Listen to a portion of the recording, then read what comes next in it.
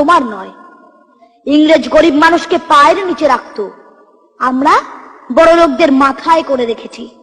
Smuggler কিংবা ডাকাতকে জোর হাতে সভাপতির আসনে আহ্বান করেছি। ইংরেজ এদেশের ধনসম্পত্তি লুট করত, আমরা দেশটাকে বেচে দিচ্ছি। ইংরেজ দিয়েছে চাবুক, লাঠি, গুলি, আমরা দিয়েছি মাস্তান, মাফিয়া, নেতা আর বুলি। ইংরেজ দিয়েছে কালাপানি, সেলুলার জেল, আমরা দিয়েছি টিভিতে সুপারহিট মোকাবিলা আর আইনসভায় আয়রান গয়রামের খেল।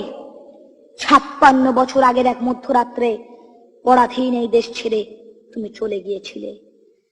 স্বাধীন এক স্বদেশে ফিরে আসার স্বপ্ন নিয়ে তুমি ফিরে আসোনি। স্বাধীনতা এসেছে, তার কাঁধের ঝুলি ভরে নিয়ে এসেছে। ভোট নামক রাজস্বযোগ্য, গণতন্ত্র নামক চিরায়ত মাৎসন্যায়, প্রগতি নামক লোক ঠকানো স্ট্যাটিস্টিক্স, সংগতি নামক বিস্ফোরণে চুরমার, ঐতিহ্য নামক মন্দির মসজিদের ঝগড়া, আর সমুদ্র হিমাচল ভরিয়ে দেওয়া ভাষণ, ভাষণ আর ভাষণ। 56 বছর ধরে তুমি পাথর হয়ে আছো। 56 বছর ধরে ভারতবর্ষ অধীর অপেক্ষায় কান পেতে আছে। ইথার তরঙ্গে কবে হঠাৎ শোনা যাবে স্বাধীনতার নিজস্ব কণ্ঠস্বর। আমি সুভাষ বলছি। নমস্কার।